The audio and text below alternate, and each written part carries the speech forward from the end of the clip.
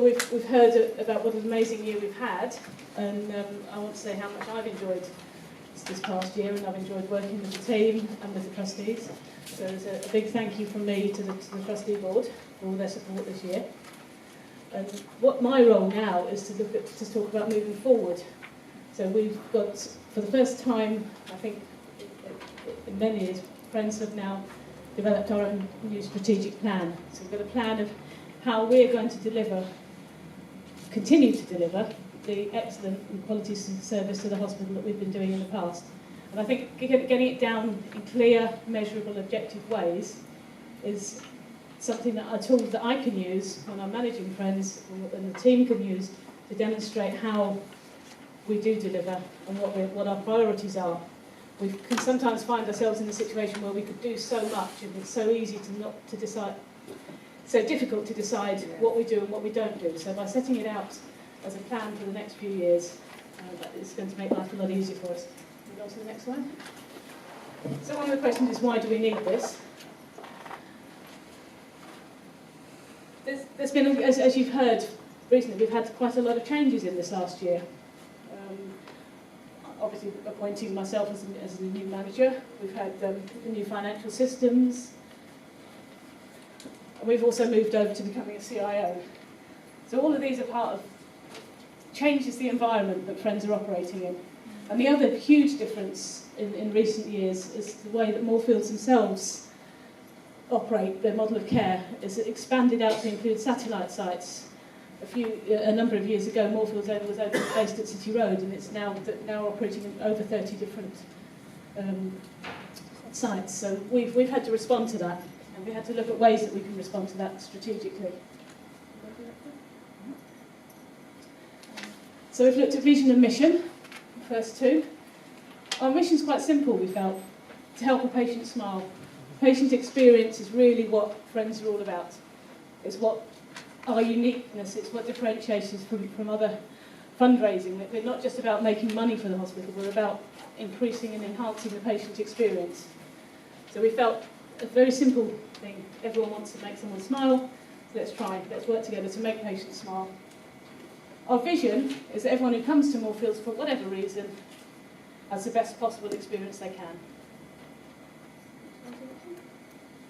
So we looked at three ways that we can achieve these two. And the first key area is our volunteers.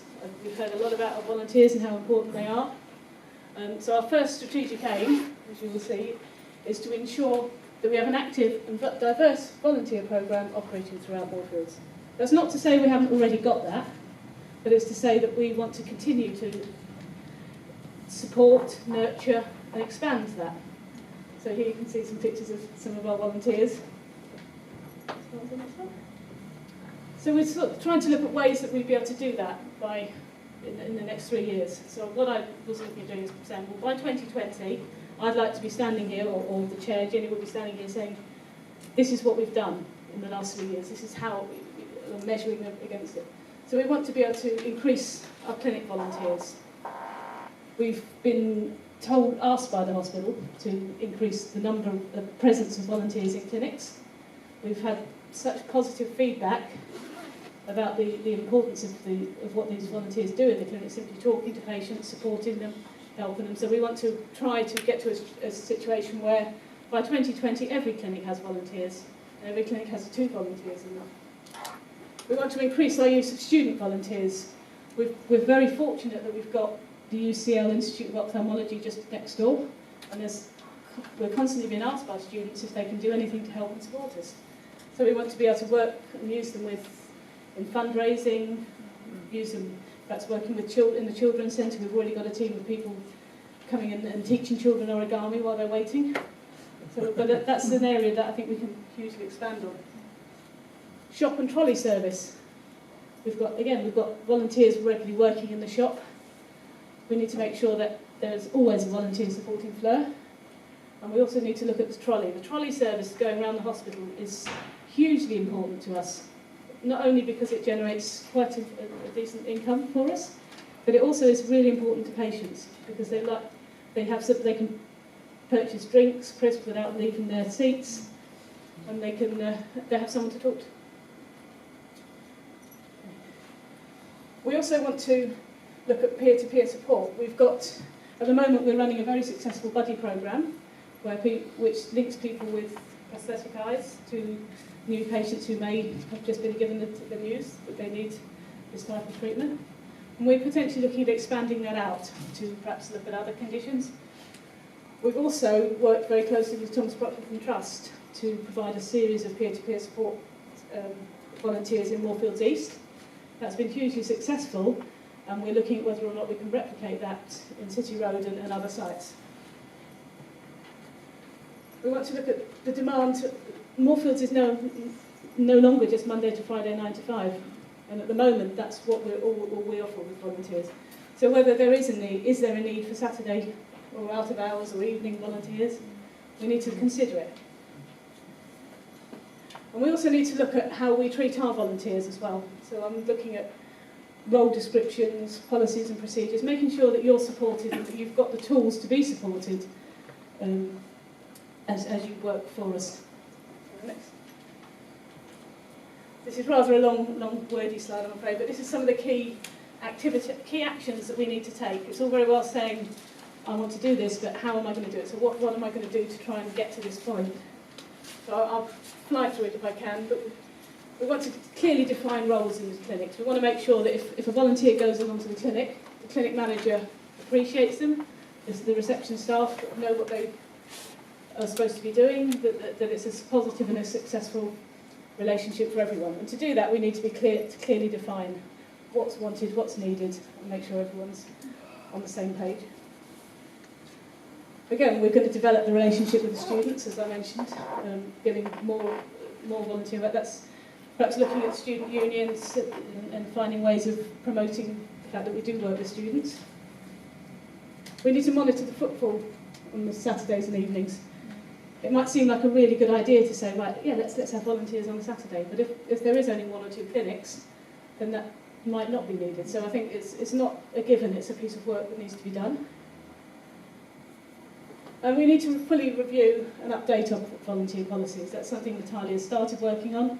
It's good practice to review it every few years, and I think it's time now to start looking at that and making sure that we're professional and able to demonstrate that. One thing that a member who isn't able to be here but did ask me to bring up at this meeting was that she expressed concern about where I've used the phrase performance reviews. I do want to stress that we're not talking about formal appraisals. There's over 200 volunteers, and even if that was what we wanted to achieve, it would be physically impossible, I think, with the staff we've got. But I do think it's important that we make sure that if a volunteer is coming, giving up their time, that what they're doing is useful to the hospital, that they're happy in that role, and that they're delivering and receiving the support they need. So what we want to be looking at is a situation where everybody has an opportunity to talk, either with Natalia or with myself, and has an opportunity to feed back.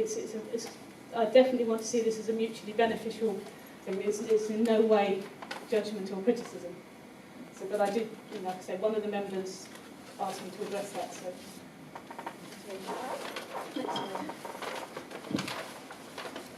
So the next strategic aim, there's only 3. The next strategic aim is about our grants programme.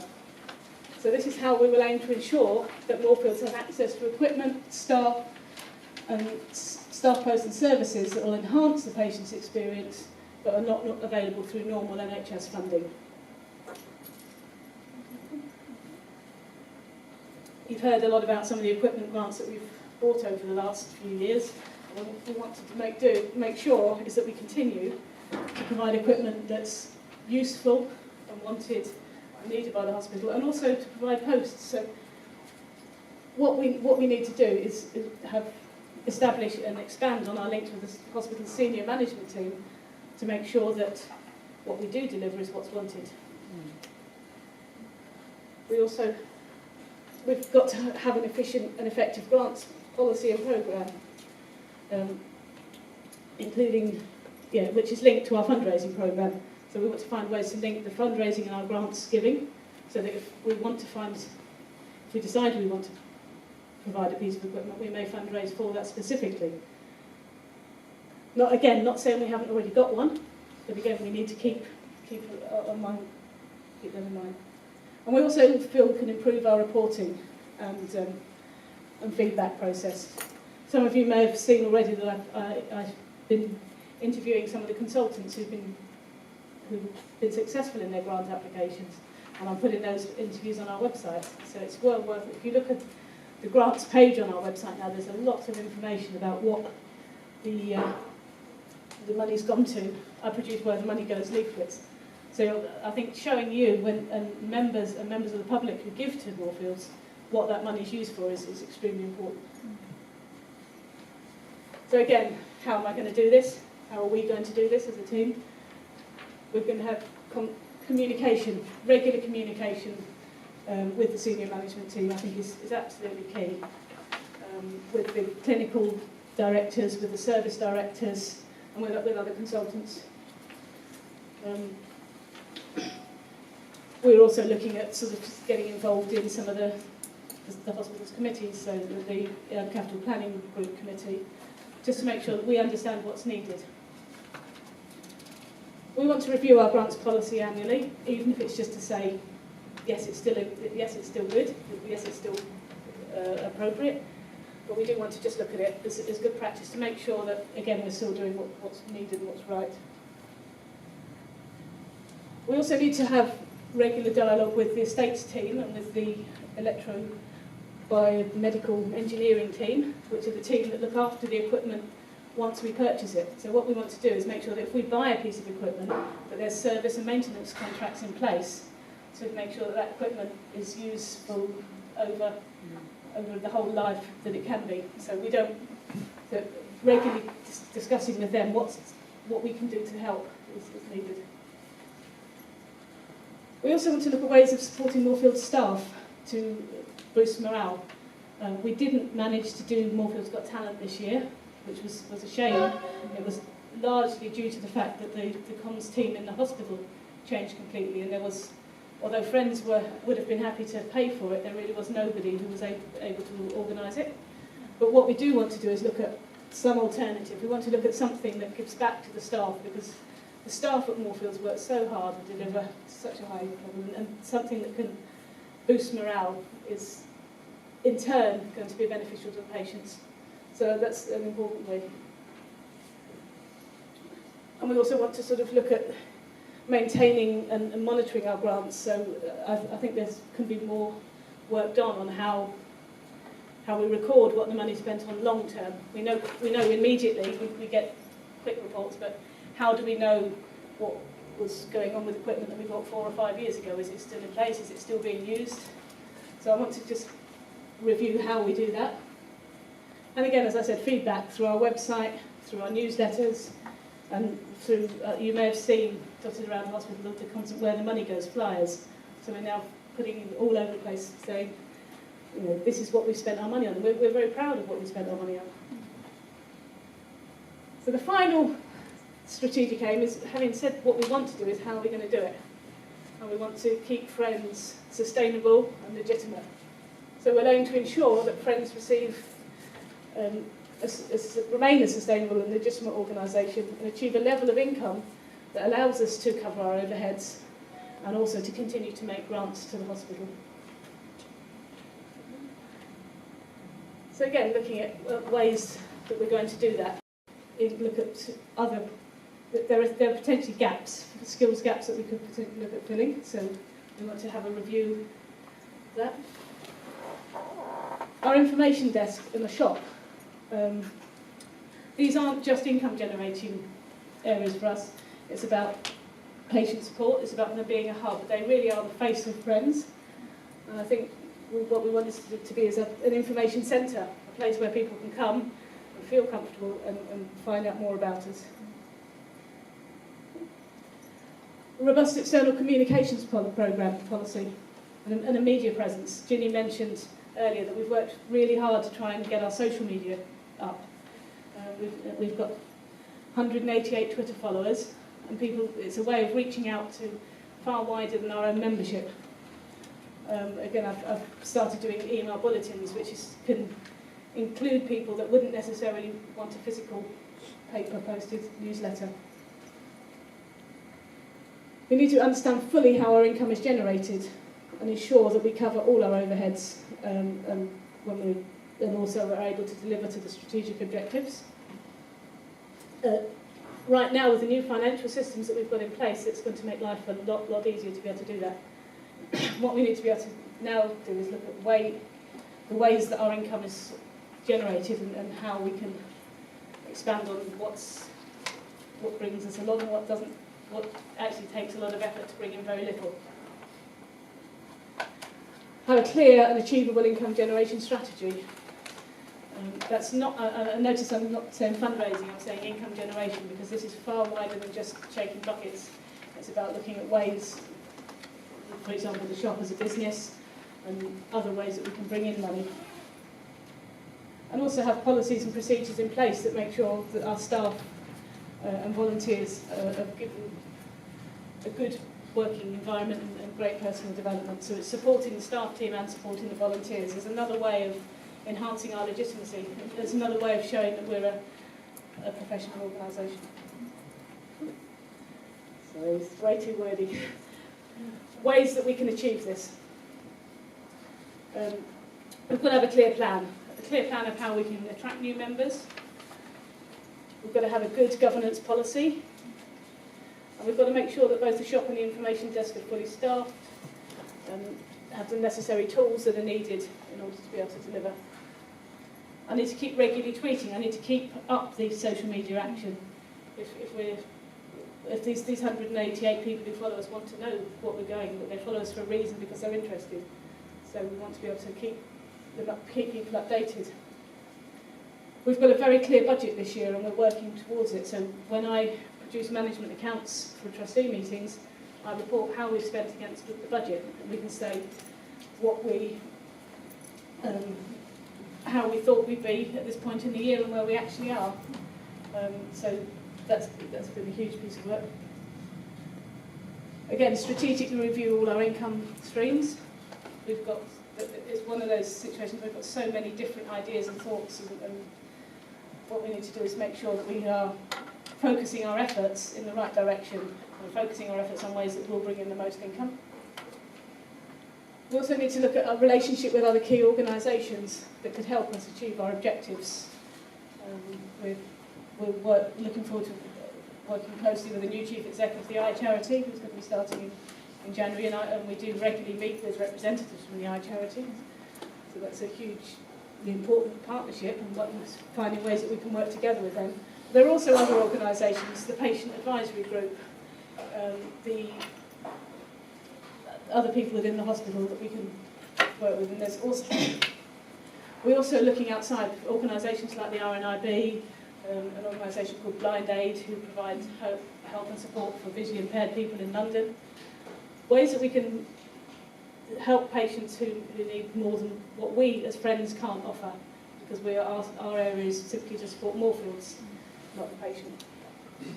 And finally, we're looking at maybe producing a staff handbook with clearly defined roles and policy which will provide support to individual staff members. So that's about making sure that the staff team feel supported as well. So how can you help with this? What I wanted to do is look at ways that you can perhaps get involved. So obviously the first and key one is, if you're not already, consider volunteering with us. We're always looking for new volunteers. Perhaps you could look at doing a coffee morning or a dinner party for us.